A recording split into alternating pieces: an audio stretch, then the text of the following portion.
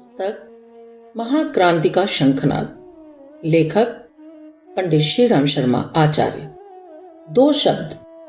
यह युग परिवर्तन का अति महत्वपूर्ण समय है। जब कोई बड़ा परिवर्तन तीव्र गति से व्यापक क्षेत्र में किया जाता है तो उसे क्रांति कहते हैं। इतिहास में अब तक जो जो क्रांतियां हुई हैं वे पृथ्वी की किसी एक भूखंड पर ही हुई हैं, किंतु अब जो क्रांति होने जा रही है उसका क्षेत्र पूरा विश्व है।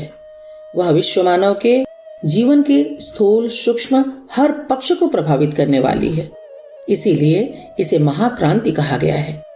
किसी भी व्यापक परिवर्तन के लिए पहले लोगों को सूचित, जागृत, सहमत किया जाता है। इसे प्रचारात्मक चरण कहते हैं। अगला चरण रचनात्मक होता है, जिससे परिवर्तन चक्र को सही दिशा में चलाने के लिए प्रामाणिक, प्राणवान अग्रदूतों का सृजन किया जाता है। सृजनात्मक प्रवाह में बाधा पहुंचाने वाले निहित स्वार्थरत तथा विघ्न संतोषियों से प्रत्यक्ष मुकाबला भी करना पड़ता है। यह अंतिम चरण संघर्षात्मक कहा जाता है। कोई भी क्रांति इन तीनों चरणों से ही पूरी होती है।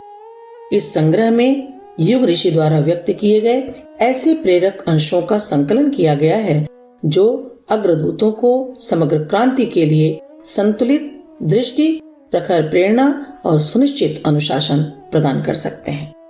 अवांछनीयता एवं दुष्प्रवृत्तियों के विरुद्ध संघर्ष व्यापक रूप से अगले दिनों खड़ा किया जाना चाहिए। उसके लिए भर्त्सना अभियान चलाएं। दुष्टता को रोकने के लिए, हटाने मिटाने के लिए विरोध, असहयोग, सत्याग्रह, धरना, घेराव के वे सभी हथियार काम में लाए जाएं जो स्वतंत्रता आंदोलन के दिनों अंग्रेजी सरकार के विरुद्ध अपनाए गए थे। इस महाभारत को करो या मरो के स्तर तक पहुंचाया जाना चाहिए। इस महाभारत को व्यापक सांस्कृतिक क्रांति भी कहा जा सकता है। भले ही वह चीन की सांस्कृतिक क्रांति की तरह उद्धत और श्रृंखल न हो, उसके पीछे शालीनता को सुरक्षित बनाए रखा जाए, पर होगा वह विद्रोह ही। मनुष्य की गौरव गरिमा को कलंकित करने वाली हर दुष्प्रवृत्ति को अस्वीकृत ही नहीं किया जाए, वरन उसका इस संजीदगी के साथ उन्मूलन किया जाए, जिससे कि फिर उसके सिर उठाने की संभावना ही शेष न रहे। हमारी युग निर्माण योजना पेज 203। युग निर्माण योजना ने एक संघर्षात्मक मोर्चा खड़ा किया है। अभी प्रचार, प्रदर्शन, असहयोग, विरोध जैसे माध्यम ही संघर्ष प्रयोजनों के लिए अपनाए गए हैं, पर अगले दिनों धरना, सत्याग्रह, घेराव जैसे कठोर कदम भी उठाए जाएंगे। एक दिन वह भी आएगा जब अवांछनीयता के विरुद्ध युग निर्माण योजना तीव्र संघर्ष खड़ा करेगी और करो या मरो की उग्रता लेकर मैदान में आएगी। अनीतिवादियों को अत्याचार बंद करने के लिए बाध्य करेगी। जैसे जैसे लोग अनौचित्य की हानियों को समझते जाएंगे और उसे निरस्त करने की आवश्यकता अनुभव करते जाएंगे, वैसे वैसे ही इस प्रकार के संघर्ष की पृष्ठभूमि बनती जाएगी। उपयुक्त अवसर पर एक ऐसा धर्म युद्ध खड़ा किया जाएगा जिसके आगे असुरता का खड़े रह सकना संभव ही न हो सके। हमारी युग निर्माण योजना पेज 18। युग निर्माण संगठन की आवश्यकता और गतिविधियों की तीव्रता आंधी और तूफान की तरह बढ़ रही है। प्रवाह और उफान तो कोई दिव्य शक्ति ला रही है, उसकी चिंता नहीं करनी है। चिंता इतनी भर करनी है कि विश्व इतिहास के इस सबसे महत्वपूर्ण अभियान को संभालना, व्यवस्थित और नियंत्रित करना जिस प्रकार संभव हो उसका प्रबंध करना चाहिए। युग निर्माण अभियान की आज सबसे बड़ी आवश्यकता है सुयोग्य और प्रशिक्षित, अनुभवी और कुशल लोक नेताओं की, जो इस अभियान के महामत्त गजराज को सही दिशा में चलाने की भूमिका कुशलता पूर्वक निभा सके।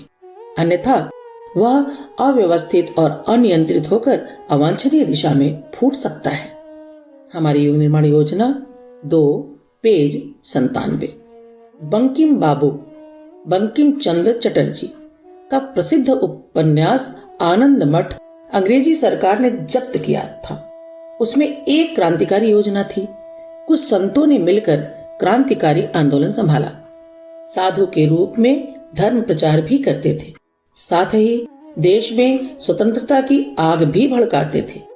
अपने इस उद्देश्य के लिए उन्हें भारी त्याग भी करने पड़े और कष्ट भी सहने पड़े, किंतु उन्होंने अपने उद्देश्य में भारी सफलता प्राप्त की।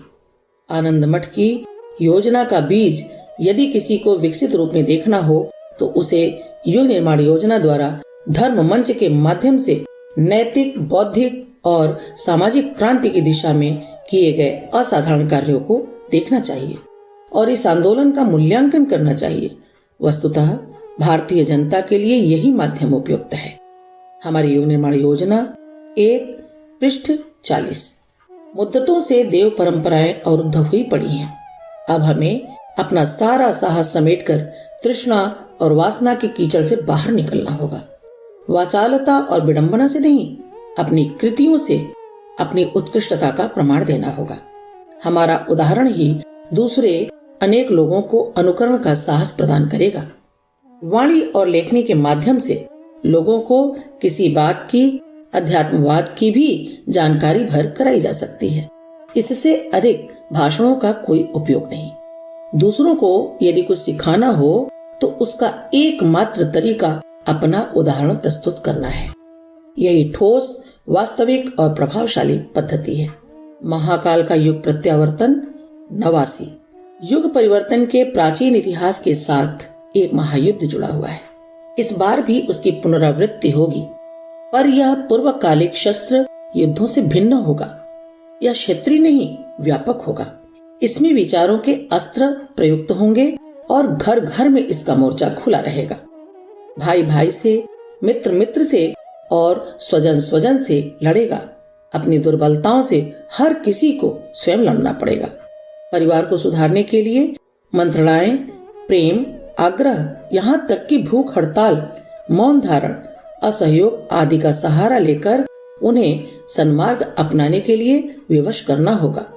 समाज में फैली हुई दुष्प्रवृत्तियों के विरुद्ध असहयोग, विरोध, संघर्ष के तीनों उपाय काम में लाने पड़ेंगे और समयानुसार अहिंसा से लेकर हिंसा तक के आधार ग्रहण करने पड़ेंगे। इस प्रकार अनोखा महाभारत लड़ा जाएगा। हमारी युग निर्माण योजना 1 पेज 150। काम कितना अधिक करने को पड़ा है, मंजिल कितनी लंबी पार करनी है, विकृतियों की जड़ कितनी गहरी है, सृजन के कितने साधन जुटाने हैं, उसे देखते हैं तो लगता है कि इस युग के हर भावनाशील और जीवित व्यक्ति को गौतम बुद्ध, शंकराचार्य, समर्थ गुरु रामदास, रामकृष्ण परमहंस, विवेकानंद, राम तीर्थ, गांधी, दयानंद की तरह भरी जवानी में ही कर्म क्षेत्र में कूद पड़ना चाहिए। बुढ़ापे की राह नहीं देखना चाहिए, पर इतना साहस न हो तो कम से कम इतना तो करना ही चाहिए कि पके फल की तरह पेड़ में चिपके रहने की धृष्टता न करें।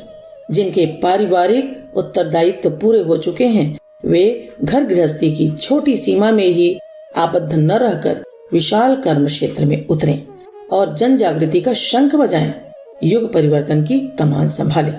हमारी युग निर्माण योजना 1 पेज 172।